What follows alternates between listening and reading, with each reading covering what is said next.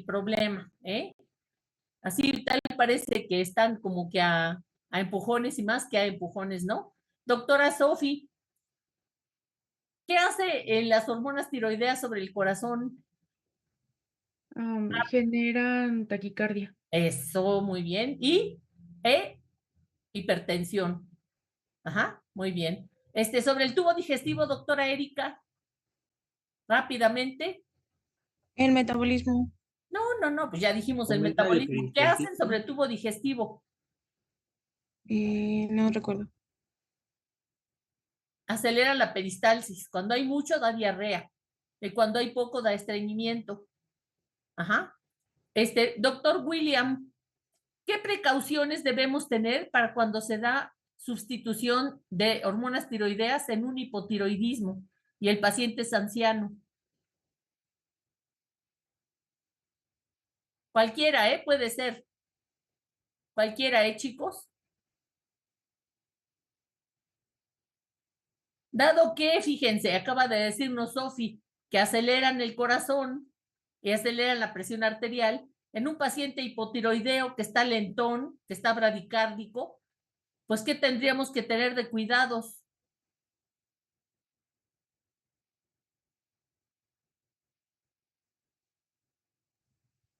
Yo creo que no va a haber ni siquiera un 8 en este segundo parcial, doctora.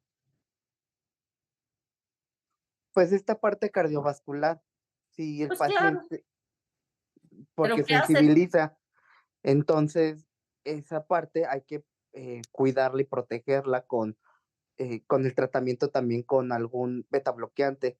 No, No se no, prefiera que va la por ahí, dosis. Más bien Alonso, sería pero más en que eso, A enfermedades ver, cardiovasculares, a ¿no? ver, alcen la manita quien quiera contestar. ajá, Yo estoy tomando en cuenta mucho sus no participaciones y sus sí, para que veamos quién, por si no se, de repente nadie contesta, de repente se tres al mismo juntan dos tiempo. o tres, a ver, doctora Lorena. No sé si se refiere también en el tipo de dosis que se le va a dar a los pacientes, que va a ser menor y va a ir aumentando progresivamente Precisamente, ¿por qué? ¿Qué pasa por con las por el hormonas efecto tiroideas? que causa de Por taquicardia eso, y hipertensión. doctora, pues es como si te pregunto, oye, ¿qué camión tomo para ir a Chapultepec? Pues el camión que va a Chapultepec. Pues eso es lo mismo, ¿no? Pues no. A ver, ¿quién más tenía su manita levantada? Está por ahí, va por ahí.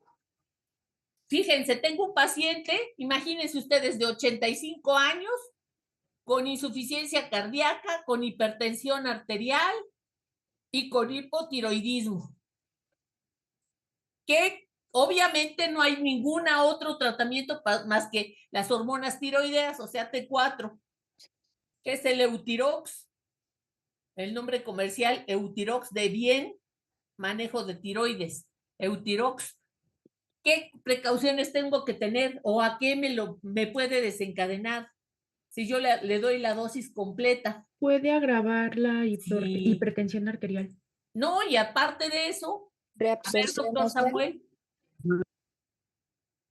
Ya creo que me ganó Sofi, doctora. Era justamente que, pues al aumentar la frecuencia cardíaca también iba a aumentar, o bueno, elevar la presión arterial y en pacientes ya de mayor edad, pues digo, la población mexicana usualmente ya a partir de los 50, 60 años, ya todos sufren de hipertensión. Entonces No, ahí ya pero vemos. aparte de hipertensión, Pues aquí está, ¿no?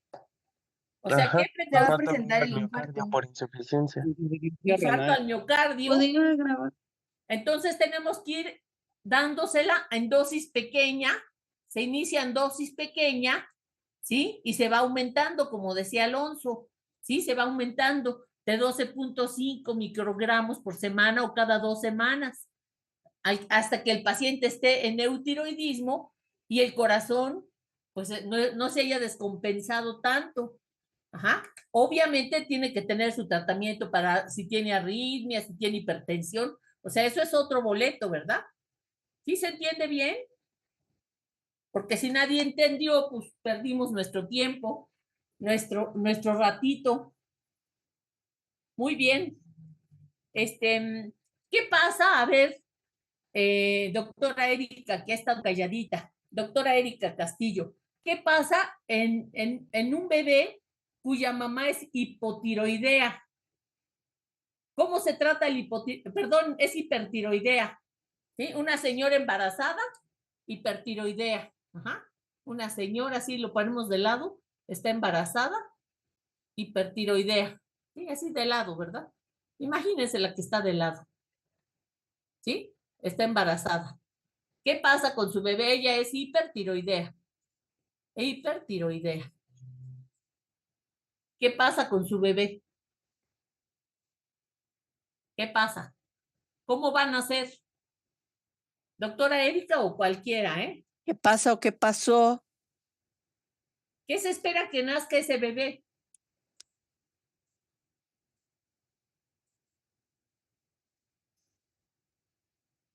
A ver, A ver, Eric.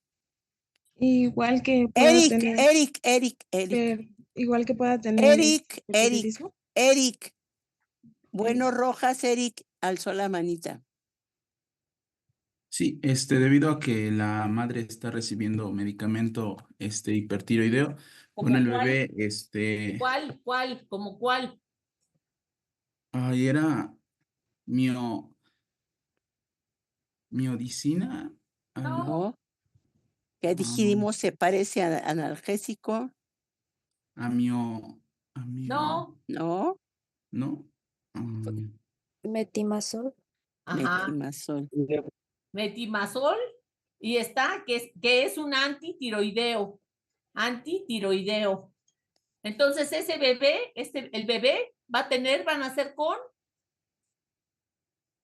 qué? Nomás me iniciaste y ya no me concluiste. A ver, Hipertiroidismo Alonso. natal. Ash. O tú, Isis, está bien, Isis. Es que yo iba primero que Alonso, no es cierto, con hipertiroidismo natal. No, ¿cómo? no, tache. Isis?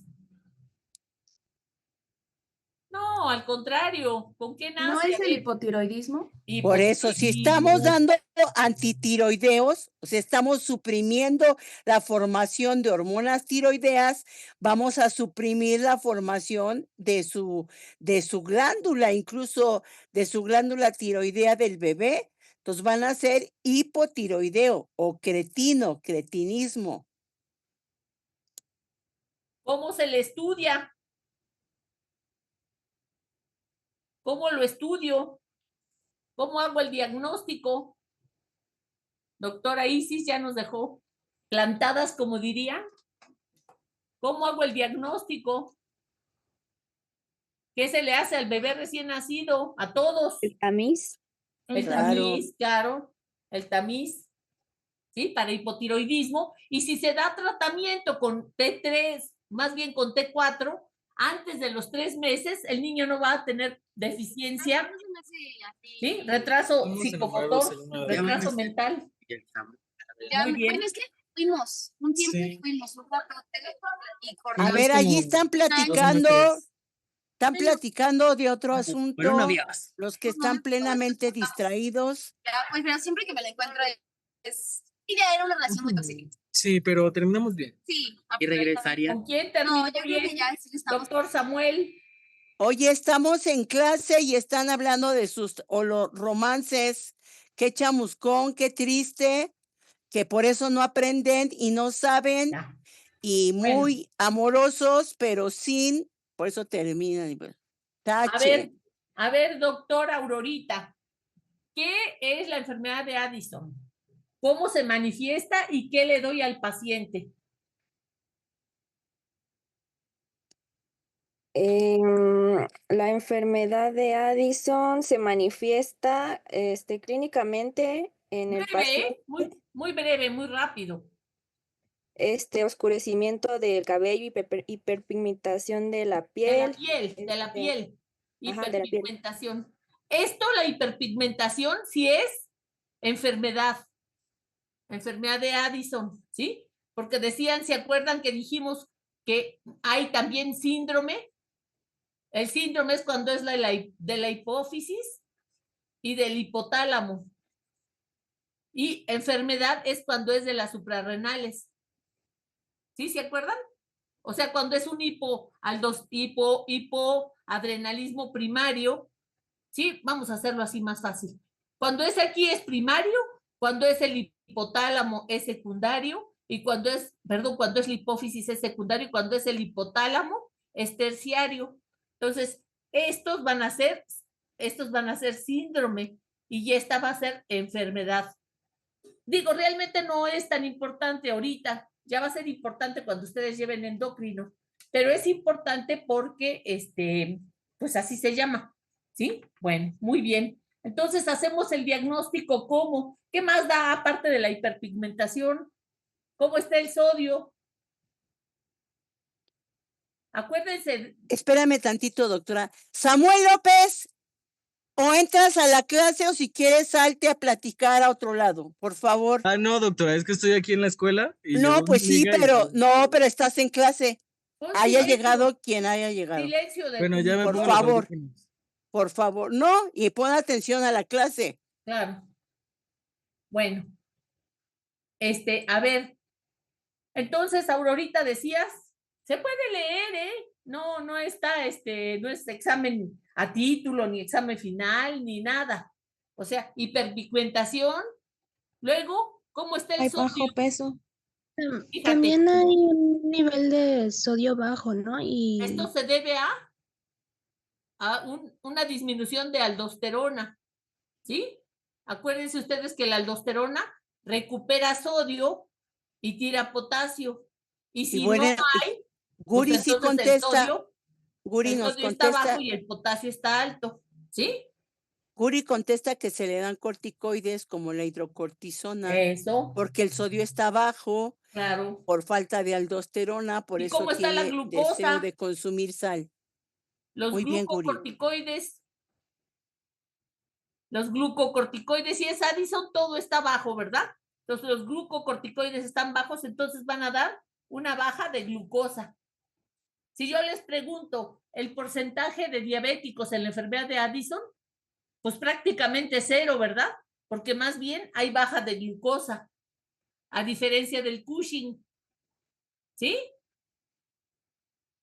Y entonces, doctora Guri, decías tú que el tratamiento va a ser con cortisol, ¿verdad? Cortisol del tipo de la prednisona. La prednisona a dosis baja, ¿verdad? Pueden ser 5 miligramos cada 24 horas con ritmo circadiano. Ajá. Que es la dosis fisiológica de los corticoides. Ajá. Ya casi todos entregaron su tarea, ¿eh? Y no veo que esté que se sepa mucho. Chicos? Se supone que una tarea, pues, es para que se la sepan. Bueno. Y si nos vamos al síndrome de Cushing,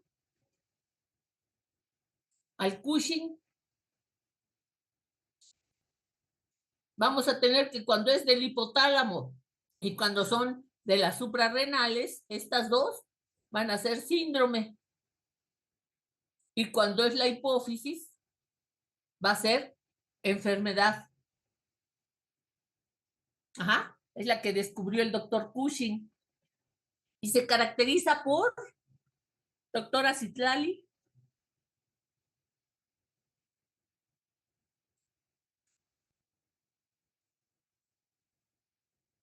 Vamos a tener aquí mucha glucosa, mucho sodio, porque hay mucha aldosterona y hay muchos glucocorticoides.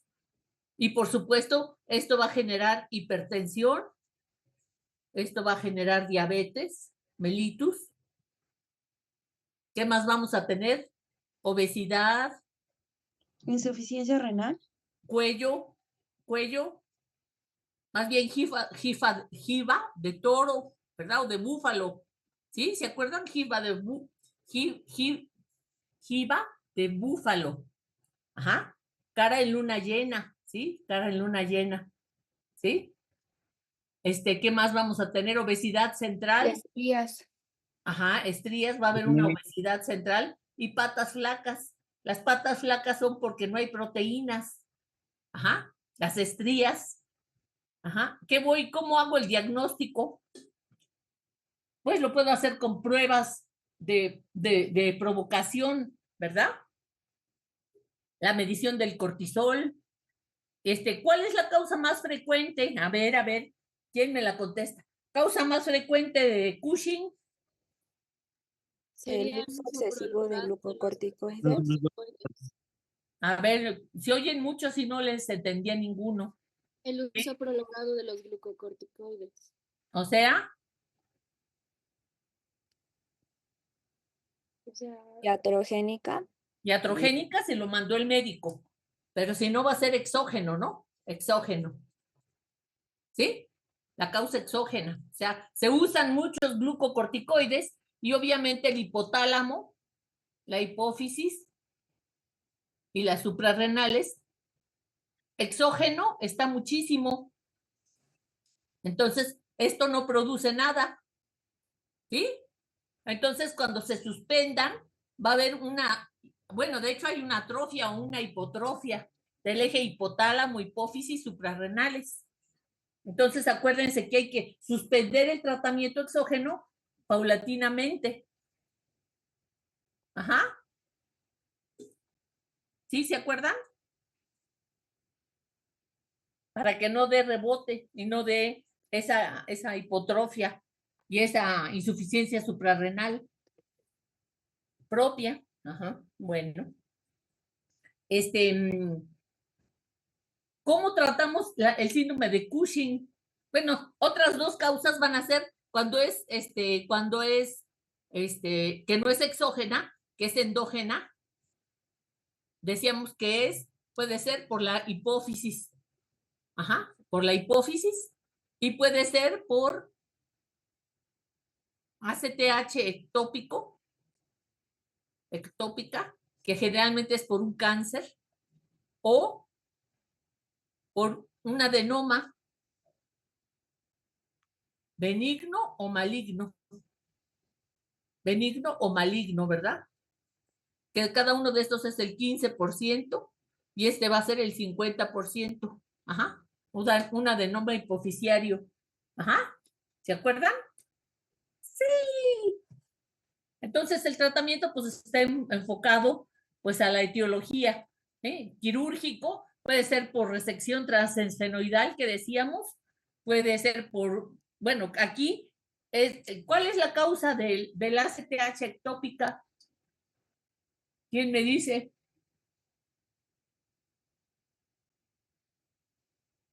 Gabriel. Gabriel Ramírez.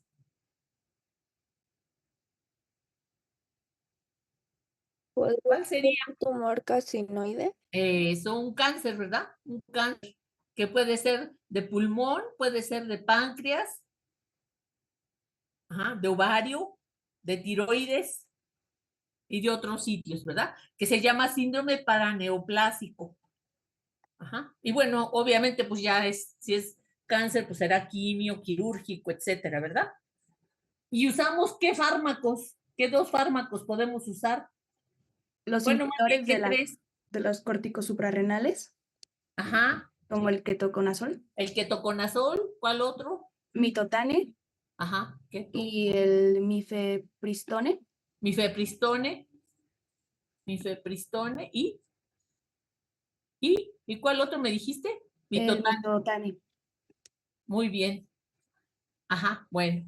Estos los vamos a volver a ver ahora que hablemos de progestágeno. Ajá. Bueno. Muy bien. Chicos queridos, son nuestros consentidos, nuestros alumnos consentidos. Si ustedes no le ponen, ¿cómo se dice? Si no le ponen, ¿cómo le dicen?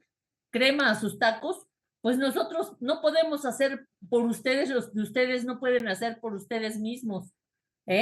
No es que yo quiera hablar de ninguno mal, ni mucho menos, pero pues si ustedes no lo estudian, ¿y qué les cuesta estudiarlo? Una lectura rápida de lo que ya vimos y una lectura rápida de lo que viene en este día. Por favor. Bueno, entonces vamos a empezar con nuestra presentación del día de hoy. Vamos a empezar viendo lo que serían los estrógenos, las hormonas sexuales. Algunas imágenes ya las vimos, ya no las vamos a repetir.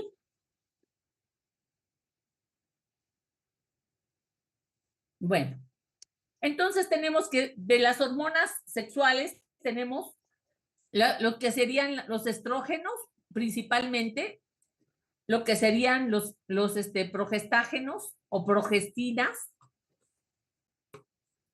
Tenemos el lactógeno placentario, tenemos la oxitocina,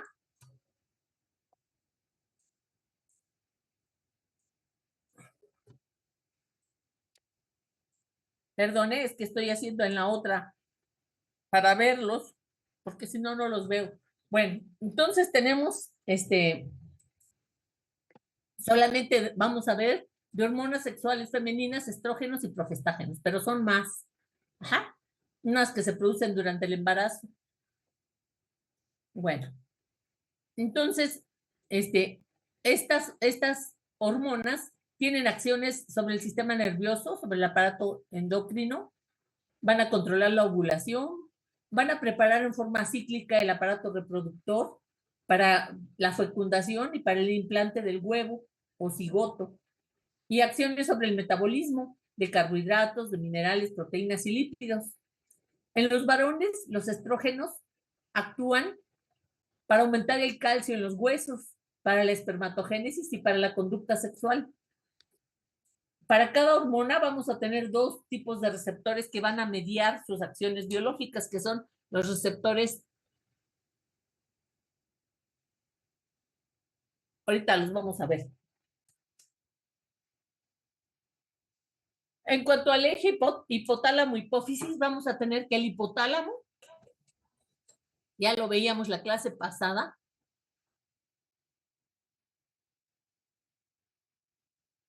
el hipotálamo va a producir las gonadotropinas centrales, GnRH.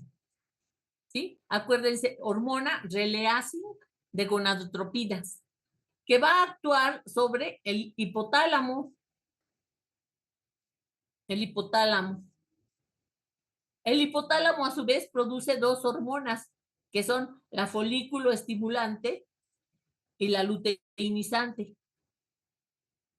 La folícula estimulante, como su nombre lo dice, va a estimular la producción, la maduración. En el caso de la mujer, como ya nacemos con una dotación fija de óvulos, bueno, de ovocitos, de células primordiales, o sea, células, pues sí, gametos, entonces nomás va a ayudar a la maduración de estos gametos. En el caso del hombre, va a favorecer que a partir de las espermatogonias se produzcan más espermatozoides. Ajá. Y la luteinizante, que va a tener la función de producción de la función endocrina en ovario y en testículo.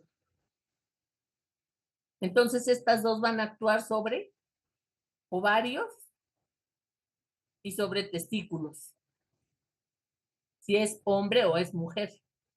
En el ovario, los estrógenos van a retroinformar al hipotálamo y a la hipófisis para que se disminuya la producción de estos. Sí, doctora Erika. ¿La folícula estimulante no es producida por la hipófisis? Sí, ahí puse. Es que tiene dos veces. Perdón, me equivoqué. Sí, gracias, doctora. Claro, mismo que dos veces hipotálamo. Ajá. Entonces,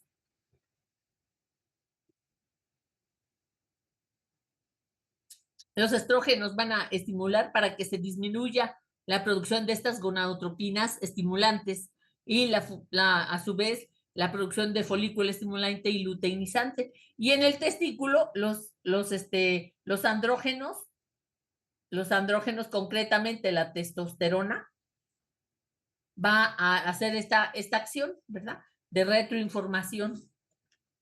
¿Hasta aquí alguna duda, pregunta, comentario?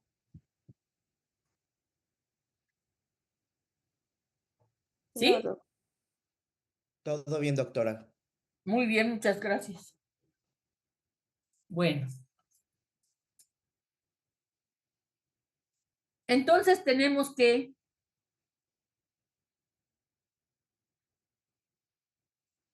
aquí sería más o menos la imagen, ¿verdad? Tenemos en el hipotálamo la hormona liberadora, GnRH, que viaja por el sistema porta, el sistema hipotálamo hipoficiario, sistema porta chiquito, de menos de medio centímetro. Viaja hacia la adenohipófisis para que se produzcan estas folículos estimulante y luteinizante a nivel de gónadas, y estas van a dar la retroinformación hacia la hipófisis y hacia el hipotálamo. Bueno, vamos a empezar viendo rápidamente lo que sería el ciclo menstrual.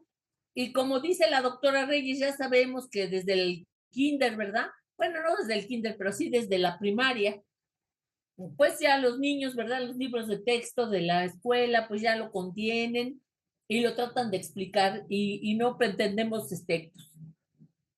lo que pretendemos es que veamos los cambios hormonales. Entonces, tenemos que nuestro ciclo menstrual,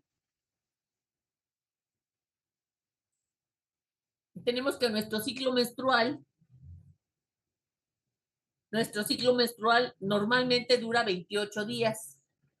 Puede ser 30, pueden ser 32, ¿sí? Se supone que más de 35, pues ya es un ciclo anovulatorio, es patológico. Igual un ciclo de 25, ¿verdad?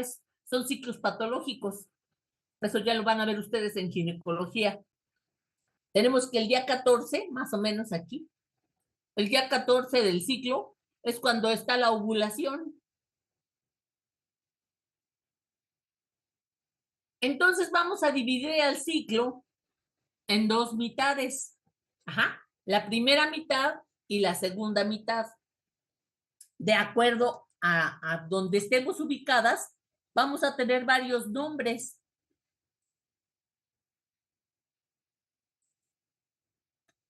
Si nos vamos al ovario, vamos a tener que aquí ovario, vamos a tener que va a ser la fase folicular. Si se acuerdan ustedes, cada mes aquí tendríamos un útero con buena voluntad y mucha imaginación.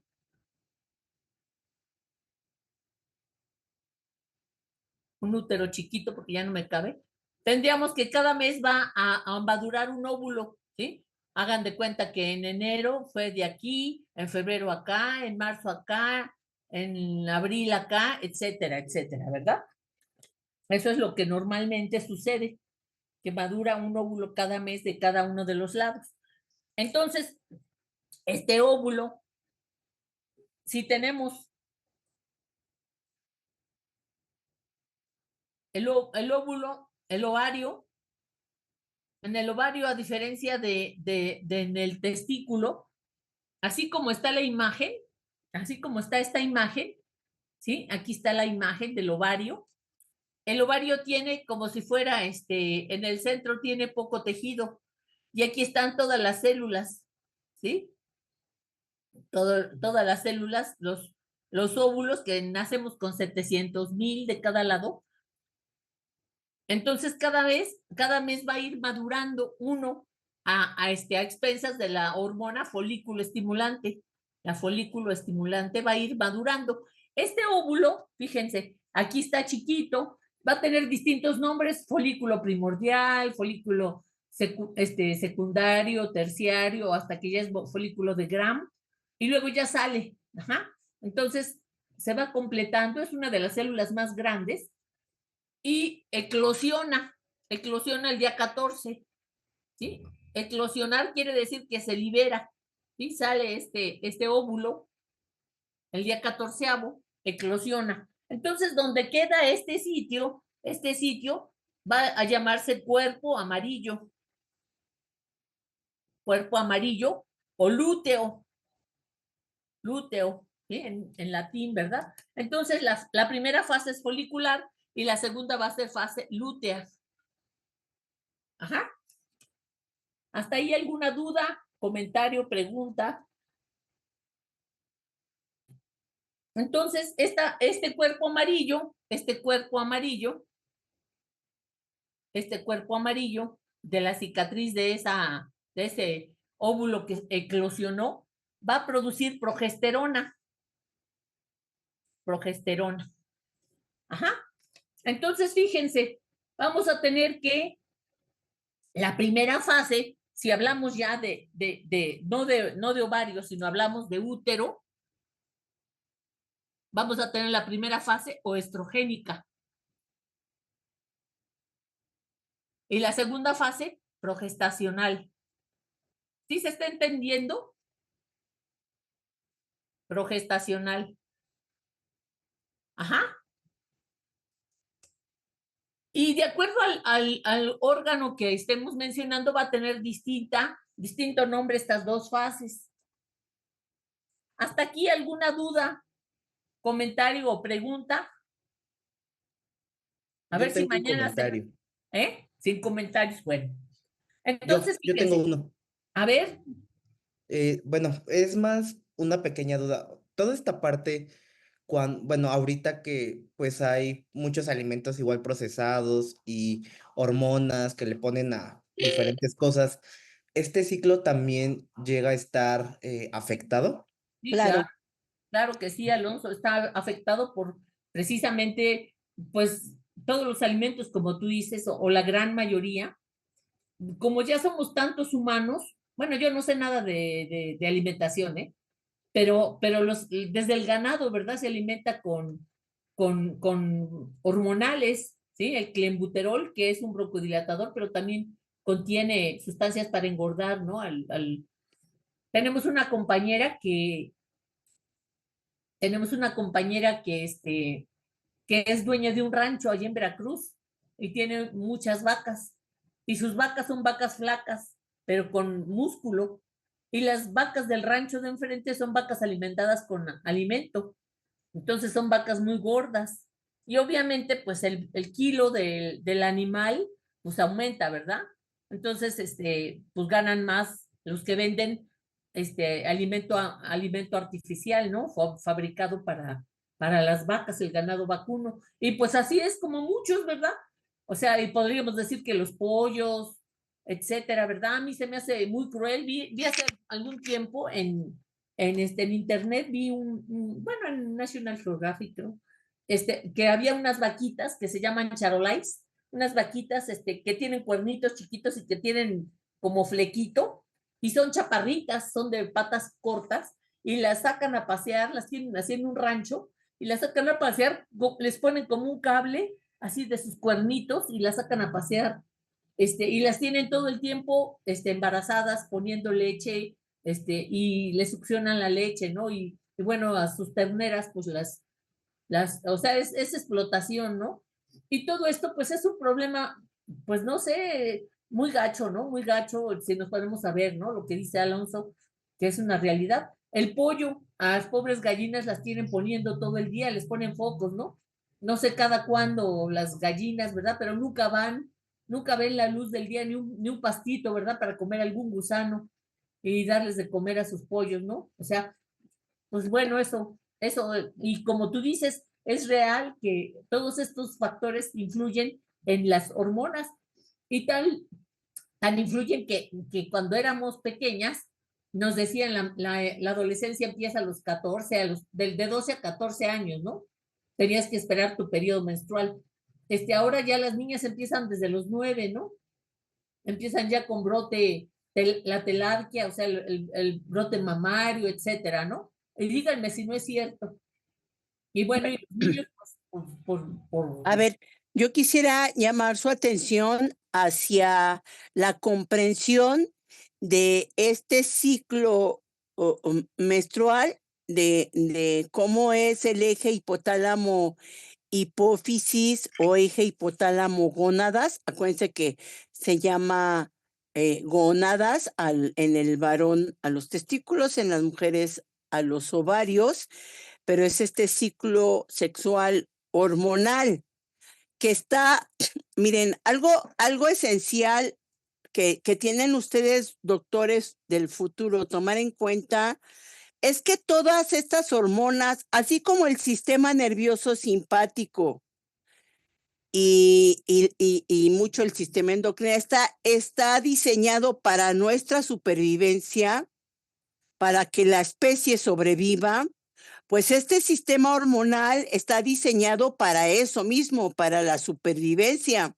O sea, todo está diseñado para la procreación. Entonces, nos guste o no, porque pues quisiéramos que nada más se sintiera lo bonito de intentar sin hacer bebés, ¿no? Pero está diseñado para la procreación. Todo está diseñado para la fertilidad y para la formación de la especie, para la preservación de la especie. Entonces, es esencial entender cómo es que está diseñado y cómo es que está hecho, porque es muy hermoso y es muy respetable, pero como justo, no solo con la alimentación, sino con muchas cosas, se ha alterado y las consecuencias que esto tiene, así como decía la doctora. O sea, por ejemplo, yo que veo muchas pacientes, bueno, los ovarios, y que ustedes seguro que lo platicarán, los ovarios poliquísticos, las dismenorreas, las endometriosis, las miomatosis, eran enfermedades como no eran tan frecuentes y eran pues ya en edades casi perimenopáusicas, ¿no? Hoy hay niñas con litiasis vesicular, porque tiene que ver con eso, hay niñas con endometriosis, con ovarios poliquísticos. Estamos teniendo muchas enfermedades. Bueno, ahorita pues estamos en mujeres, en varones también tienen lo suyo, ¿no? Entonces, por eso queremos que quede como entendido bien cómo es para ver cómo farmacológicamente en nuestra vida se ha estado alterando y entonces cómo podemos ayudar a nuestros pacientes bueno, que haya menos patologías, ¿sí? Bueno, ya doctora, a ver si Muy bien. quiere Bueno, regresarles y les preguntamos. Ajá. Entonces decimos, si hablamos del ovario, Espérame tantito, Alomar, nada más en esto tienen que tomar en cuenta qué pasa en hipotálamo, qué pasa en hipófisis, qué pasa en mamas, qué pasa en útero, endometrio y qué pasa en vagina, ¿sí? O sea, todos esos cambios, no, y por eso es endometrio, es útero, pero también a nivel, bueno, clítoris, o sea, ¿qué pasa? Todos esos cambios estrogénicos tienen que ver mucho, y ahorita lo vamos a ver esto, no es solo ciclo menstrual en el útero hay un ciclo menstrual, pero en las mamas también, pero en el cérvix también. Por eso ahora, por ejemplo, el cáncer de mama y el cáncer cervicuterino están a la orden del día. Tienen que entender por qué. Bueno, entonces, si hablamos el aspecto de la maduración del óvulo, pues es fase folicular o fase lútea. Si hablamos del aspecto hormonal, tenemos la fase estrogénica o la fase progestacional o de progesterona. Y si hablamos de lo que sucede en el endometrio vamos a tener que, aquí estaría el endometrio. El endometrio, en estos primeros 5 días, 3 días, 4 días, etcétera, hay gente que pues tiene 6 días, ¿verdad? Pues no es problema si siempre ha sido 6 días de menstruación. Estos días se cae la decidua, así se llama, decidua, la decidua endometrial.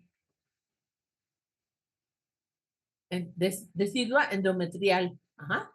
Entonces, se cae esta decidua endometrial, se cae, se desprende, y es la menstruación, que en total se pierden 250 cc por periodo. Y como sí, están los estrógenos, empieza otra vez a empezar a formarse, ajá, y ya con la progesterona de la segunda etapa, de la segunda mitad del ciclo menstrual, pues empieza más el crecimiento del endometrio, esperando que haya un embarazo, ajá. Si no hay embarazo, se vuelve a caer en el siguiente periodo, ¿sí? Se vuelve a desprender esa decidua. Y si hay embarazo, pues se sigue, ¿verdad? ¿Sí se entiende? Por eso se le llama proliferativa a esta primera parte o secretora, porque empieza a producir o a secretar progestágenos, ¿sí? Proliferativa y secretora. Si hablamos del endometrio. Ajá. Ustedes todo esto lo van a aprender más cuando estén en gineco, desde luego. Bueno, entonces esto es muy importante que ustedes lo entiendan porque para cuando hablemos de anticonceptivos, ¿verdad? ¿Por qué actúan? ¿Cómo actúan? ¿Y debido a qué funcionan? Precisamente por esto. Ahora, si hablamos del aspecto de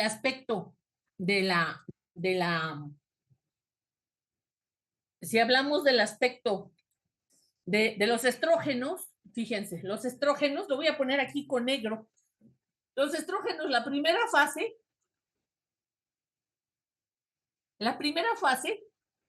tenemos que hay una producción disminuida que aumenta un poco y luego aumenta otro poquito. Ajá. Estas serían los estrógenos. Y en cuanto a la progesterona, lo voy a poner de un color azulito o rojo, a ver. La progesterona está muy poquita en la primera fase, prácticamente está imperceptible y empieza a aumentar porque, y bueno, aquí se va a seguir si hay embarazo o va a disminuir a niveles basales si no hay embarazo. Ajá. Entonces, esta sería la progesterona. Aquí lo estamos viendo. Ajá. Aquí tenemos la progesterona prácticamente nula y empieza a aumentar.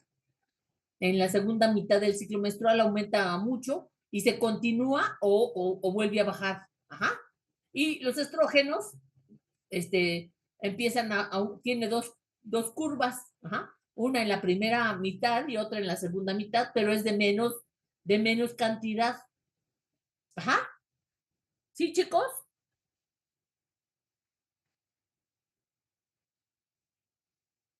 Sí, doctora. Bueno. Sí, doctora. Entonces, fíjense, aquí tenemos lo que sucede en el endometrio. Aquí está la menstruación, se desprende la decidua endometrial y empieza otra vez el endometrio a crecer, ¿verdad? Si hay embarazo sigue y si no, pues se vuelve a desprender. Ajá. Igual las glándulas, ¿sí? Las glándulas, etcétera. Aquí tenemos la fase folicular, ¿verdad? Del óvulo, la eclosión y el cuerpo amarillo. Aquí tenemos también la fase de la luteinizante y la folícula estimulante. La luteinizante está plana prácticamente, pero antes de la ovulación tiene un pico muy importante. Ajá. Esta prácticamente es la que encabeza todo lo demás y luego vuelve a disminuir, ¿sí? Es el pico que estimula la ovulación. Y la folícula estimulante también se mantiene baja, incluso disminuye un poco antes y coincide con el pico de la luteinizante. Ajá. Y vuelve a disminuir. ¿Sí? ¿Esto se entiende bien? Este dibujo es la primera tarea de esta semana. ¿Sí? Es esta y ese. ¿Sí? Claro, no se lo van a fusilar, ¿verdad? Ustedes lo hacen con sus dibujos, sus Picassos personales. Bueno, ¿de dónde vienen los Y lo importante es que lo entiendan, que sepan explicarlo. Claro. Que sepan qué está pasando, cómo es, cuál es lo normal, para saber y entender cuándo no es normal y cómo podemos incidir. Así es. Bueno, entonces, ¿de dónde viene la síntesis de estrógenos? Como ya habíamos visto, no sé si viene creo que no, pero si se acuerdan ustedes, viene a partir del colesterol, ya sea exógeno o endógeno, que produzca el hígado. De aquí se va a obtener la pregnenolona y a partir de esta pregnenolona tiene dos caminos la pregnenolona, una que se va hacia progesterona y a partir de la progesterona se puede obtener aldosterona, cortisol o androstenediona Y a partir de la pregnenolona se va a ir a la dehidroepiandrosterona, que se abrevia como DHEA en mujeres, ¿eh? No estoy hablando en hombres.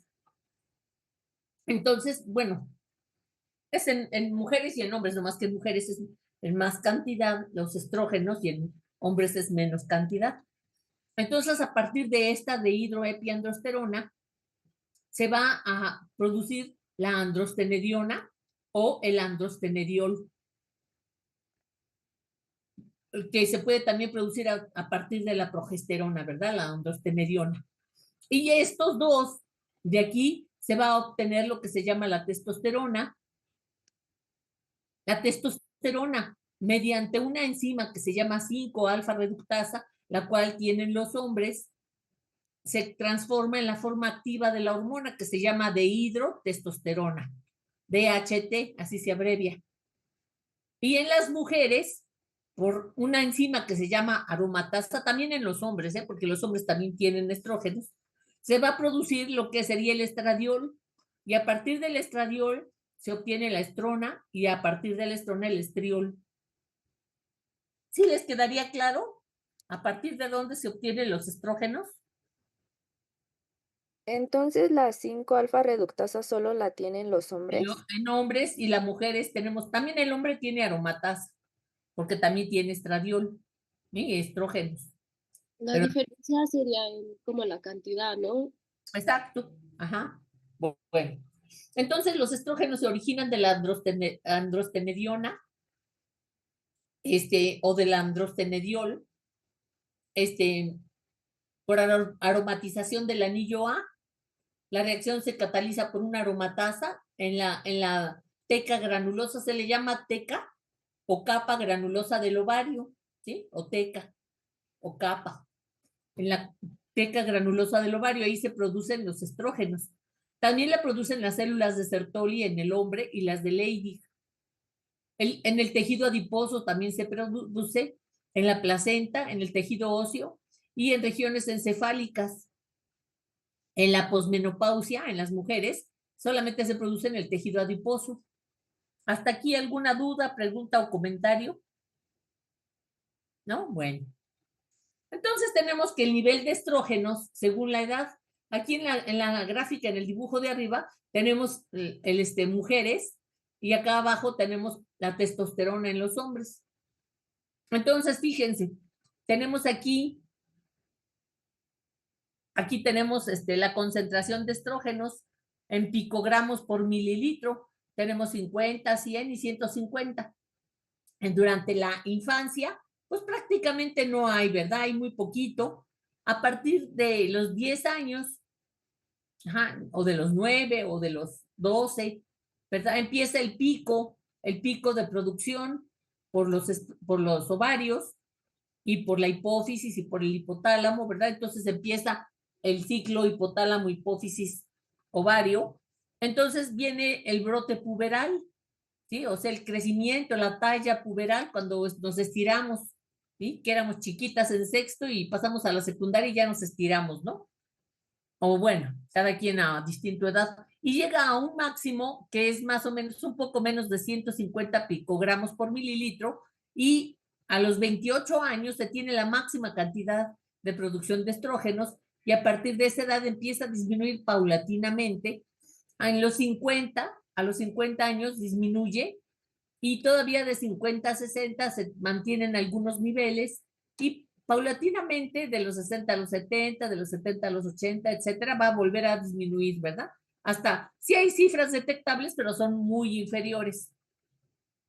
Entonces tenemos aquí, miren, más o menos la gráfica, a los 10 años, luego a los 20, a los 30, y luego va disminuyendo, ¿verdad? A los 50, 60, 70, y ya, a los 90 prácticamente, ya se tienen barba y bigotes, ¿verdad? Bueno, en cambio en los hombres tenemos que a los 10 años, a los 20 tiene el máximo apogeo, empieza a disminuir a los 50, a los 60, a los 70, y a los 90 todavía tiene bastante. Si comparamos, ¿verdad? Aquí la punta del pie, pues aquí todavía hasta la cintura. ¿Sí? Bueno. Entonces tenemos que hay dos tipos de receptores de estrógenos que se mencionan como receptores de estrógenos, ER o RE, si hablamos en inglés, y son alfa y beta. Ajá. Entonces, se encuentran estos receptores, pues obviamente en el aparato genital femenino, en las mamas, en el hipotálamo, hipófisis, hueso, hígado y tejido adiposo. Y lo que van a hacer es aumentar o disminuir la transcripción de genes regulados por hormonas, activando genes para aumentar la síntesis de proteínas y la proliferación celular. Entonces, fíjense, la forma en la que actúan las hormonas suprarrenales, todas las demás hormonas, a excepción de las suprarrenales, todas van a tener un receptor en la superficie de la célula y de aquí van a tener un segundo mensajero, ¿sí? Que va a llegar al núcleo. Esas son todas las hormonas, pero las hormonas suprarrenales, esas no hacen esto, esas van a ir a entrar directamente hasta el receptor en el núcleo. Ajá. Las hormonas sexuales o suprarrenales. Ajá. Bueno, las hormonas sexuales, obviamente. ¿Sí?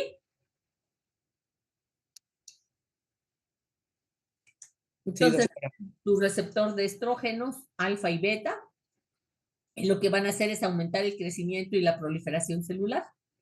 Aquí tenemos otra imagen, ¿verdad? De un óvulo madurando que eclosiona y luego el cuerpo lúteo o cuerpo amarillo. Aquí está, miren, el folículo de Graf.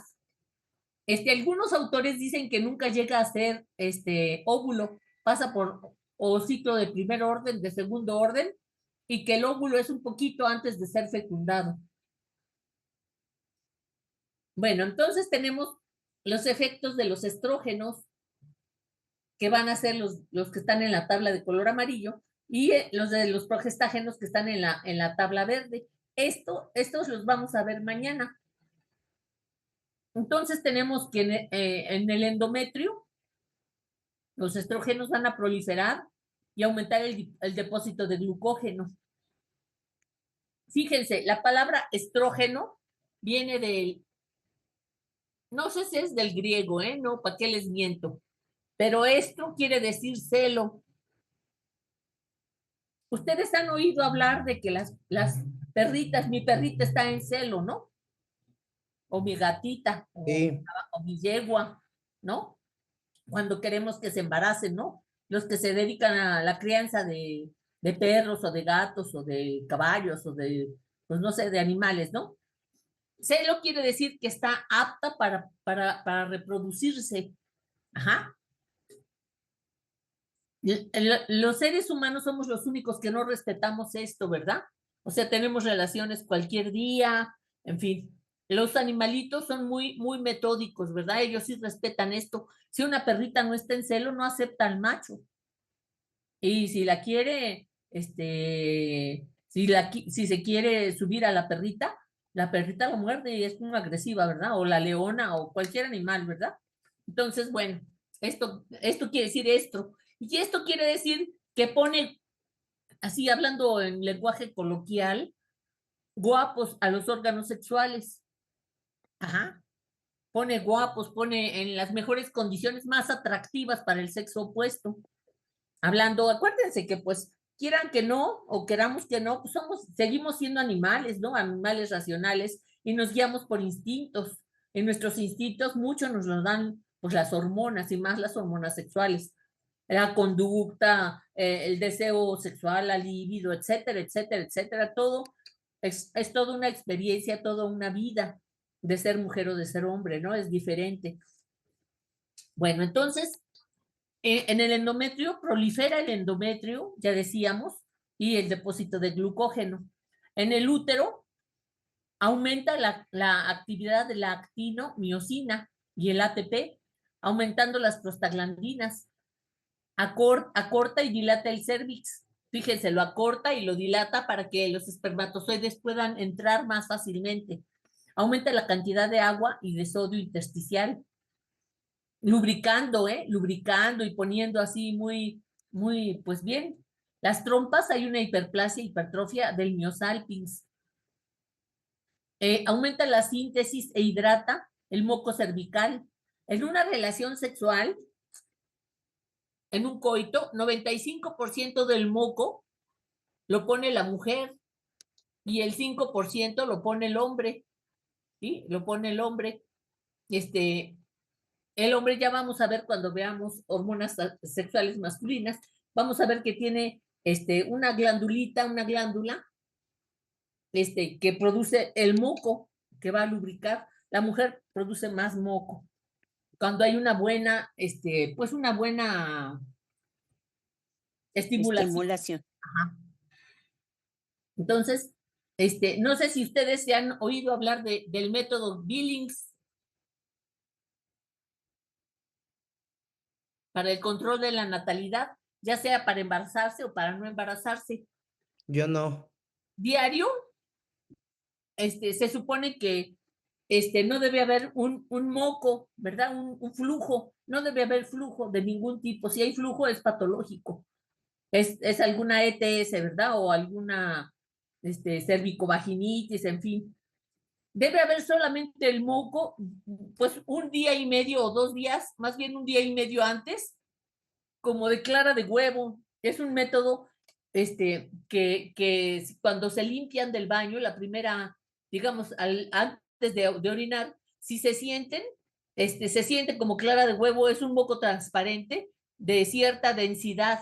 Y también hay un aumento, un poquito de aumento de grados centígrados en el día previo a la ovulación. Ajá. En esto se ve más el método Billings para embarazarse o para no embarazarse. Ajá. Si quiere embarazarse, pues se tiene que tener en abstinencia unos días antes, ¿verdad? Una semana, semana y media antes, y allí esos días, pues darle vuelo a la hilacha, como dicen por ahí. O al revés, ¿verdad? Si este día, una semana antes y una después, pues evitar tener relaciones, ¿verdad? Para evitar embarazos. Se le llama el método del ritmo para el embarazo, sin que necesiten tomarse nada ni nada, ¿verdad? Bueno, entonces el moco aumenta la síntesis y lo hidrata, ¿verdad? Para facilitar la receptividad de los espermatozoides. Las mamas desarrollan canalículos, retención de agua, y en otros va a haber un trofismo vulvar, o sea, desde la vulva, un desarrollo de caracteres sexuales secundarios que se da en la adolescencia, aumento en la retención hídrica y vasodilatación. A nivel del colesterol, y esto aquí se basa mucho, que en mujeres sea 7-1 el riesgo, es 7 hombres por una mujer, los riesgos de cardiopatía, ¿verdad? Las hormonas sexuales femeninas, los estrógenos, protegen, aumentan el colesterol bueno y disminuyen el colesterol malo.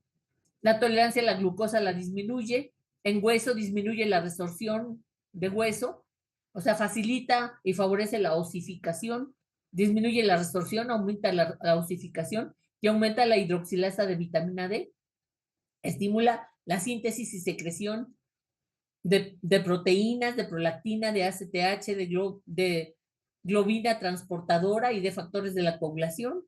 Y en relación a los receptores aumenta, o sea, retroinforma para la regulación del factor liberador de gonadotropinas. Ajá. Entonces, bueno, esto no lo vamos a ver lo de los progestágenos porque lo vamos a ver cuando veamos los progestágenos. Entonces, ¿qué efectos estrogénicos vamos a tener? Los efectos que vamos a tener van a ser los siguientes. Tenemos sobre el esqueleto, ya decíamos que tenemos los efectos sobre caracteres sexuales primarios y secundarios, o sea, aumento pues de los genitales, el desarrollo de las mamas, la menstruación, etcétera, el brote puberal, ¿verdad? El aumento de talla.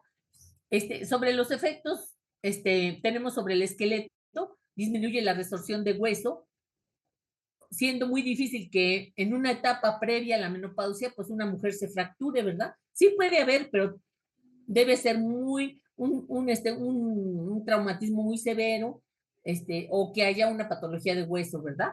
Entonces, esto disminuye la activación de los osteoblastos, el octágeno de tipo 1, la osteocalcina, ayuda a la fusión de la epífisis con la diáfisis. O sea, si yo a una niña de 6, 7 años le doy estrógenos, pues voy a hacer que se quede enanita, ¿verdad? Que se quede de esa talla porque se fusiona el disco de crecimiento, las epífisis y las diáfisis, y aumenta la secreción de hidroxilasa de vitamina D.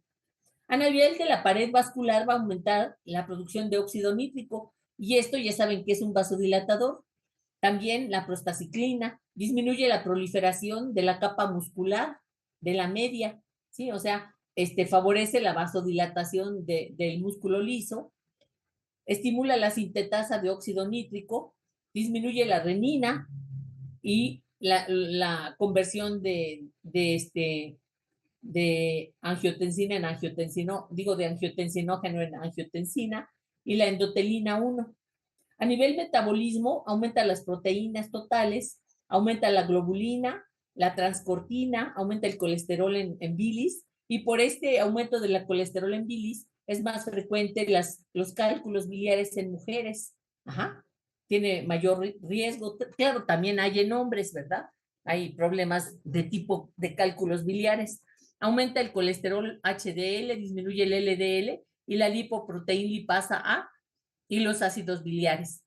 A nivel de coagulación, que este es otro efecto adverso de los estrógenos, igual que el de los aumentar cálculos biliares, aumenta factores 2, 7, 12 y disminuye la antitrombina 3, que es la heparina. Por lo tanto, hay más riesgo de trombosis. Ajá. Y en las mujeres ya saben que hay más riesgo de varices, entonces hay más riesgo de trombos venosos. También disminuye la proteína C y S. A nivel de piel aumenta la vascularización. En el equilibrio hidroelectrolítico aumenta la retención de agua y de sodio. Entonces, en cuanto a los estrógenos, tenemos que vamos a tener dos tipos de estrógenos. Los que tienen estructura esteroidea, o sea, que se parecen a los fisiológicos, digamos, y los que no tienen estructura esteroidea. De los que tienen estructura esteroidea tenemos los naturales y los sintéticos. Entonces, si quieren ir poniendo estrógenos con estructura esteroidea, con estructura esteroidea y sin estructura esteroidea. De los que sí tienen estructura, pues están los naturales y los sintéticos. De los naturales tenemos, hay varios, pero pues principalmente el estradiol, estrona, estriol y equilina. Y si se fijan ustedes, me voy a regresar a la producción, miren, estradiol, estrona y estriol. ¿Sí? ¿Se fijan? Estradiol, estrona y estriol. Estradiol, estrona y estriol, que son los fisiológicos, y equilina, que así como la insulina, ¿se acuerdan de dónde venía la insulina? ¿De dónde se producía la insulina? En la historia de la insulina.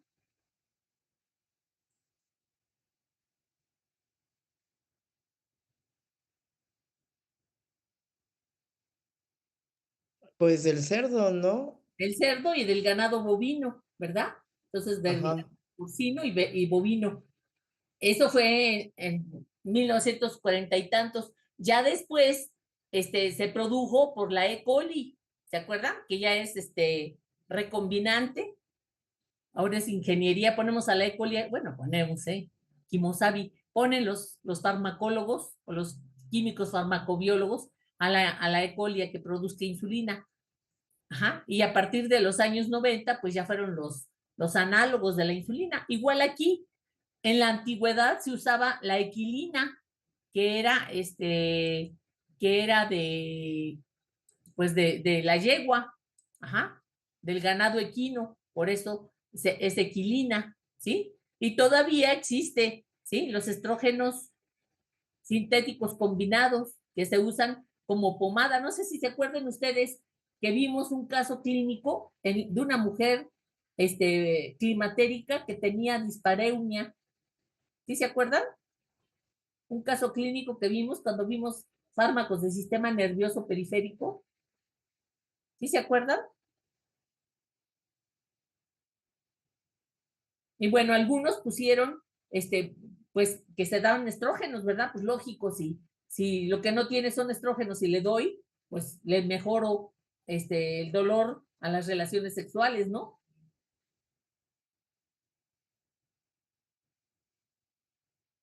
Digo, esto está bien que estemos en línea, pero pues somos humanos y nos vemos y nos contestamos, en fin, ¿no? Porque nadie se oye nada, nadie dice, bueno. Entonces, están los estrógenos sintéticos conjugados que vienen de la equilina, ¿sí? Y luego tenemos los que son los sintéticos, y de estos son los que más se van a usar, que es el etinilestradiol, el mestranol y el quinestrol. De todos estos los tienen que poner en su resumen. Y luego tenemos sin estructura esteroidea, y aquí tenemos el dietil, estilbestrol, ¿sí? Dietil, estilbestrol. Y si se fijan ustedes en los nombres de todos estos hormonas o de estos estrógenos, todos llevan estr, ¿sí? Estr, ¿sí? Bueno, la equilina no, pero todos dicen estradiol, mestranol, quinestrol. ¿Sí se acuerdan? Como cuando decíamos que era el captopril, en el arapril, que eran los priles, o los ololes, que eran el propanolol, metoprolol, etcétera.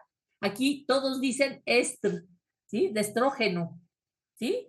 Para que les sirva a ustedes, para reconocerlo. Ajá. Bueno, los más usados de todos, pues tanto en los anticonceptivos como en la píldora de emergencia, son el etinilestradiol y el dietiletilbestrol, ¿sí? Para que lo vayan seleccionando. Bueno, ¿dónde vamos a usar estrógenos? Ajá, ¿en dónde? Bueno, pues tenemos que los estrógenos, su farmacodinamia, se pueden dar por vía oral, pero también vía parenteral y también vía tópica.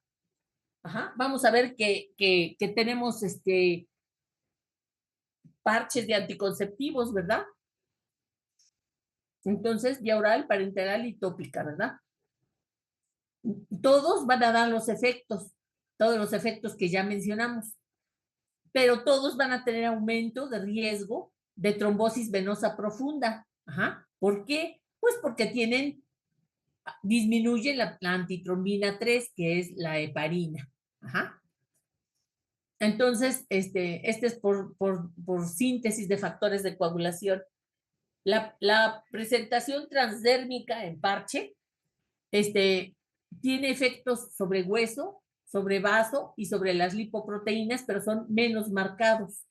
O sea, que si yo quiero en la osteoporosis de una señora menopáusica o de una mujer posmenopáusica, darle estrógenos, pues no se los, si le doy por vía transdérmica, pues me voy a quedar sentada, ¿verdad? Porque no le va a servir. ¿Sí se entiende? Tengo que darle por otra vía. Ajá, entonces transdérmico, efectos óseos, vasculares y sobre las lipoproteínas son menos marcados. A nivel vaginal va a tener efectos locales, ¿sí? Lo que les decía de la pomada, ¿sí? La tópica, ¿sí? En pomada, y también tiene efectos sistémicos. La distribución de los estrógenos es amplia. Son transportados por una globulina transportadora de hormonas sexuales. Globulina, BIN, transportadora de hormonas sexuales. ¿Sí? SHBG.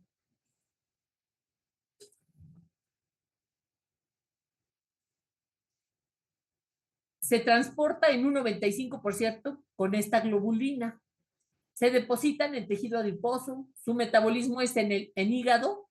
El estradiol se transforma en estrona y la estrona en estriol. Y con el ácido sulfúrico o con el glucurónido, el ácido glucurónido, se van a metabolizar, circulan a nivel de la circulación enterohepática, porque se eliminan por la bilis, y por riñón. Los usos van a ser en el hipogonadismo, cuando la jovencita ya tiene unos 12, 13 o 14 o más años y no ha habido brote puberal, no hay telarca, ¿verdad? No hay botón mamario. Entonces, se le tiene que hacer obviamente pues un estudio genético, ¿verdad? Para ver si no es un Klinefelter o pues alguna alteración cromosómica. Y se da como hormonoterapia en la menopausia, ¿sí? Se llama terapia hormonal de reemplazo, terapia hormonal de reemplazo. Ajá. Fíjense, disminuye, esto es una chulada, ¿verdad? Disminuye en un 60% el riesgo de infarto agudo al miocardio. Ajá. Disminuye en un 40% el riesgo de enfermedad vascular cerebral. Ajá. Y esto es por el efecto en las lipoproteínas. Obviamente cuando hay síntomas de menopausia, pero síntomas que sean como que más allá de lo mínimo, ¿no? Porque ahorita vamos a ver los riesgos. Sirven para prevención y tratamiento de la osteoporosis, ¿sí? En osteoporosis, en síndrome climatérico, en osteoporosis. Se usan como anticonceptivo y se usan para hemorragia uterina disfuncional y en el cáncer de próstata. Si se acuerdan ustedes, el cáncer de mama y el cáncer de próstata son dependientes de hormonas. ¿Sí se acuerdan ustedes? En la próstata tiene una forma así de corazón, por aquí pasa la uretra, y en la próstata existen muchísimos receptores de testosterona, ¿sí? De testosterona. Entonces, por esta gran cantidad de receptores, el riesgo de cáncer de próstata es muy alto. De 10 adultos, de 10 hombres, en 6 van a tener hipertrofia prostática, ajá, de los cuales en 4 va a ser benigna y en 2 va a ser cáncer. Los síntomas son muy parecidos, fíjense, aquí tenemos la uretra y la hipertrofia benigna empieza periuretral, ¿sí? Hipertrofia prostática benigna. En cambio, el cáncer crece más periférico y de aquí a que da síntomas de obstrucción de la uretra, quiere decir que ya tiene un crecimiento muy importante. No sé si se entienda esto. ¿Sí se entiende, Juan Pablo? Sí, doctora. Sí, bueno, muy bien. Entonces, en el cáncer de próstata y cáncer de mama, pues en el cáncer de próstata obviamente se dan derivados estrogénicos y en el cáncer de mama pues se dan androgénicos, ¿no? Por supuesto. Entonces, bueno, para el cáncer de próstata. Pero como efectos adversos, que aquí es lo malo del cuento, todo lo demás era muy bonito, ¿verdad? Que prevenía el infarto y que prevenía el EBC, etcétera, ¿verdad? Aquí, efectos adversos, aumenta de 5 a 16 veces la incidencia, fíjense, de 5 a 16 veces y a lo mejor ya hasta más, el cáncer de endometrio, ¿sí? El cáncer de endometrio. Y aumenta el 35%, cuando se usó por 5 años el cáncer de mama. ¿Sí? Porque sí es cierto que estamos comiendo lo que mencionábamos, ¿no? Que desde niños nos dan ya hormonas sexuales, ¿verdad? En forma de carne, en forma de huevo, en forma de pollo, en fin. Pero también es cierto que últimamente pues se está abusando, ¿no? Del uso de los estrógenos. Cualquier persona o cualquier artista, díganme si no, ya llega a los 50 años y quiere seguir siendo joven, tener piel lozana y rozagante y demás, ¿no? Aparte de las cirugías plásticas, ¿no? Entonces, pues el cáncer de mama ha aumentado terriblemente la incidencia y esto se debe pues a que hay mayor uso de estrógenos. Ajá. Entonces, pues sí, es muy bonito todas las indicaciones, pero también es terrible el tener un cáncer, ¿no? De endometrio o de mama, ¿no? Claro que hay mastografía, claro que hay papá Nicolaos, en fin, ¿verdad? pero pues el tener ese riesgo, pues es como que hay que estar con pendiente, ¿verdad? Con vigilancia médica. Bueno, aumenta también 3 veces las colecistopatías, ¿sí? Las colecistopatías, o sea, cálculos biliares, ¿verdad? Cálculos biliares. Y aumenta 3 veces también el riesgo de trombosis venosas profundas, ¿verdad? Venosa profunda. Y obviamente la trombosis venosa profunda, pues aumenta el riesgo de tromboembolia pulmonar y esto hacia la muerte. Ajá. Otros efectos adversos menos graves de los estrógenos, pues son edema, migraña, náusea y vómito. Ajá. Están contraindicados cuando hay neoplasias dependientes de estrógenos. Alguien que ya tuvo cáncer de mama, pues no le dan, ¿verdad? Desde luego. O cuando hay enfermedades hepáticas porque se metabolizan en el hígado, ajá, a ácido sulfúrico y a glucurónido. O también cuando hay trastornos tromboembólicos, ¿verdad? Que ya se tuvo una trombosis venosa profunda, pues obviamente no se dan. ¿Sí, chicos? Bueno. Entonces esos serían los estrógenos, ¿verdad? Resumiendo, con estructura esteroidea y sin estructura esteroidea. Tenemos los naturales, estradiol, estrona y estriol, y equilina. Y los sintéticos, el estradiol, mestranol y quinestrol. Y sin estructura esteroidea, el dietil, estilbestrol y otros, ¿verdad? Hay otros muchos más, ¿verdad?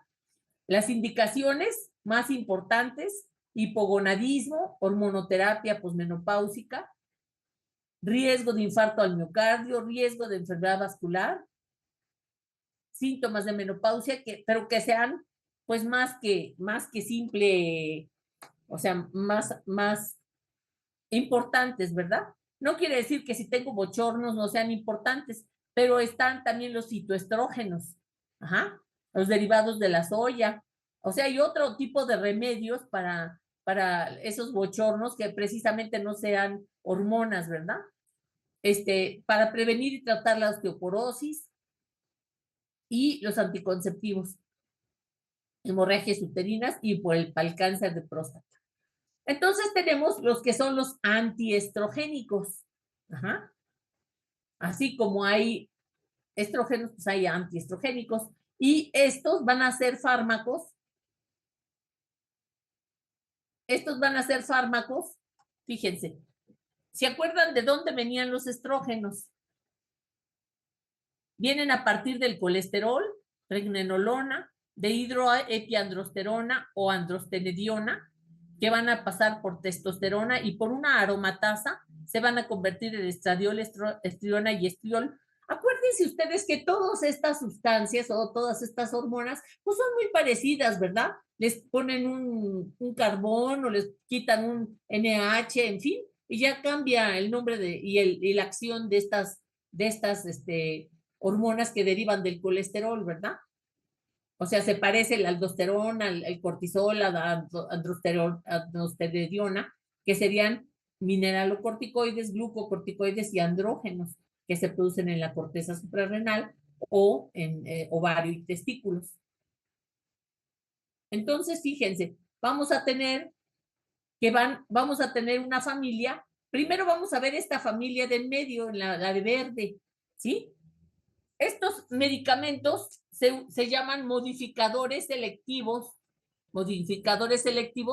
del receptor de estrógenos o moduladores selectivos del receptor de estrógenos. Así como teníamos inhibidores selectivos de la recaptación de serotonina, así tenemos moduladores selectivos del receptor de estrógenos. Ajá.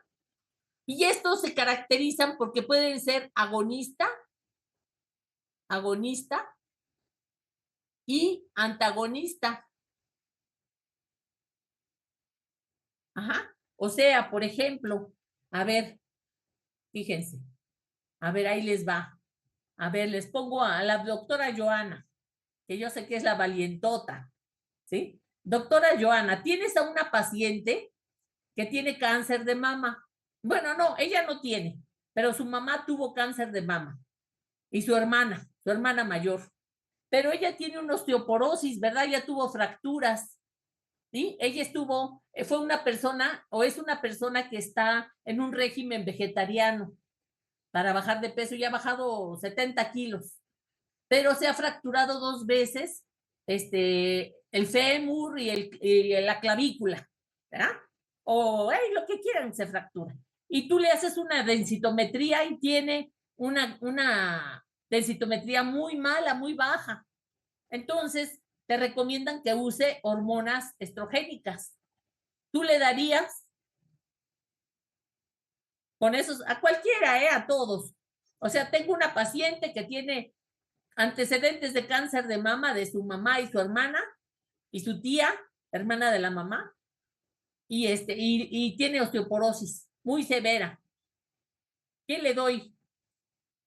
Pues lo que le puedo dar es un fármaco de este tipo, ¿verdad? Que sea agonista en hueso, pero antagonista en mama. ¿Sí se entiende? ¿Sí, chicos? ¿Sí se entiende? Sí, doctora. Ándele, Sí, muy doctora. Sí, doctora. Entonces, por eso son estos fármacos que son antiestrogénicos, pero son agonistas en unos receptores y antagonistas en otros. Y de estos vamos a tener los siguientes. Fíjense, tenemos 3 que se llaman tamoxifeno, se llama raloxifeno y clomifeno. Ajá. Fíjense, el tamoxifeno es inhibidor, agonista, antagonista. ¿Sí? Es agonista, es antagonista en mama. Bueno, ahorita lo vamos a ver mejor. Ajá, tamoxifeno. ¿Sí? Doctora, para los moduladores, empezar a ver o verlos bien los 3. Si quieres, damos receso y retomamos esto, ¿no? Que ya debe de ir quedando como Muy muy bien. clarito para Muy bien. preguntarles. Entonces, ¿a qué Bueno, hora regresamos? entonces regresamos a las 4:45. Son 16:30, Ajá. 16:45. Muy bien. Échense agüita en la